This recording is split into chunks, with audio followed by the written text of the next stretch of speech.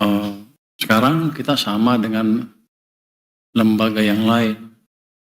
Kalau ada yang bersalah, ya akan dieksekusi. Harusnya sih kalau Pak Irjen waktu kerja dengan baik, nggak ada tuh eksekusi dari pihak luar.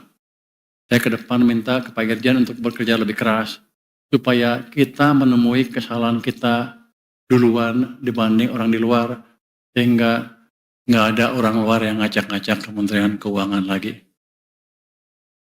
Jadi tergantung nanti kalau dia masih diganggu ya berarti Pak Irjen kerjanya belum cukup baik. Tapi Pak Irjen udah bilang ke depan akan diperbaiki.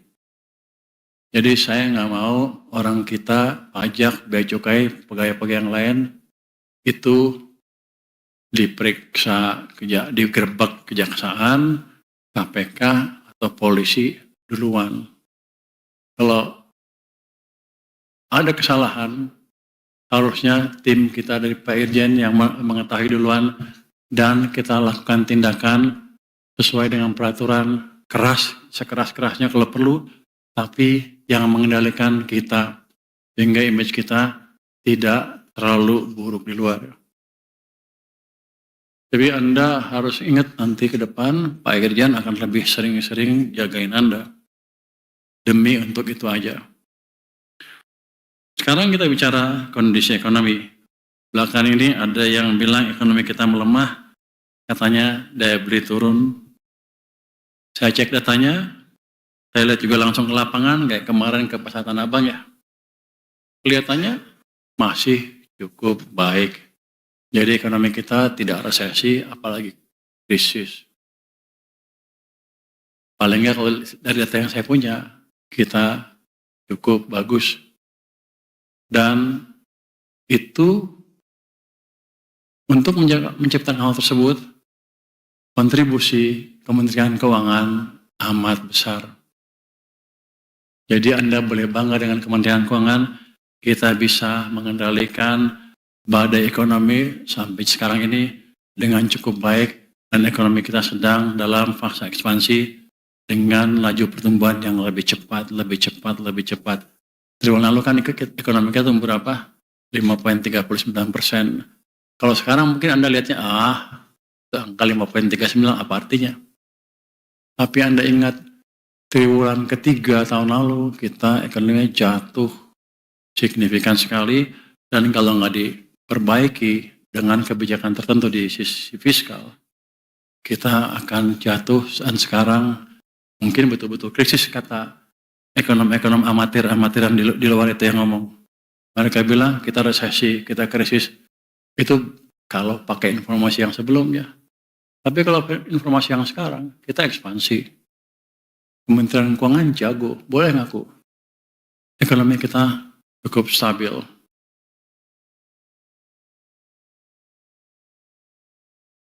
Jadi, ke depan kita akan aktifkan semua mesin-mesin pertumbuhan ekonomi yang di bawah kendali Kementerian Keuangan supaya ekonomi kita bisa tumbuh lebih cepat lagi. Kalau Anda cuma ngomong fiskal aja, itu cuma 10% dari perekonomian. Tapi kalau kita ngomong sektor non pemerintah, itu 90% dari perekonomian. Dan sebagian aturannya ada di Kementerian Keuangan. Ya pajak, ya bea cukai, impor, tarif, pelabuhan, dan lain-lain, termasuk bagaimana memastikan financial sektor bisa siap membantu pertumbuhan ekonomi. Jadi sekarang kerjaan nggak ada ya. Pak Prima itu, mana loh? Ada loh. Belakang loh. Pak Prima, Pak Luki, udah berubah dengan zaman dulu. Sebelumnya pasif aja. Sekarang dia aktif. Dia kalau misalnya pindah ke BI udah bisa dia sekarang. Udah jaga ya? Nggak ada yang ngerti betul sebagian kebijakan yang mempengaruhi ke kondisi moneter.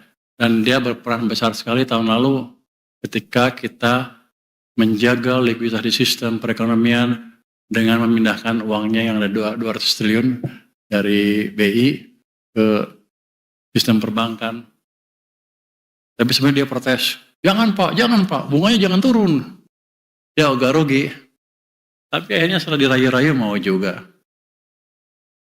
Yang penting itu, ketika Anda diskusi dengan atasan, keluarkan semua yang Anda mengerti, sehingga atasan bisa mengambil keputusan dengan tepat.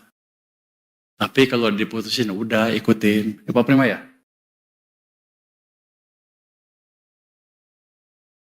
Penerimaan negara tahun lalu belum mencapai target. Nah, Pak Bimo udah? Enggak ada. Kenapa di belakang lu? Karena nggak capai target ya. Karena emang kondisi susah di 3 triwulan pertama tahun lalu. Sementara belanja negara harus tetap berjalan. Program pembangunan, program sosial, program prioritas nasional, semua harus tetap berjalan. Akibatnya tekanan fiskal meningkat, defisit APBN sempat mendekati batas 3% dari PDB. Akhirnya berapa? 289 ya. Kita lumayan loh. Kita bisa memberi stimulus keekonomian, ekonominya balik, tapi batas-batas prudensi dari kebijakan fiskal tetap kita jaga. Ini orang-orang keuangan jago, di luar nggak ada yang tahu. Yang berani nyombong cuma saya aja, mereka mah nggak berani. Kayak mereka semua bagus. Saya harapkan nanti bapak-bapak, ibu-ibu ke depan, kalau sampai level mereka,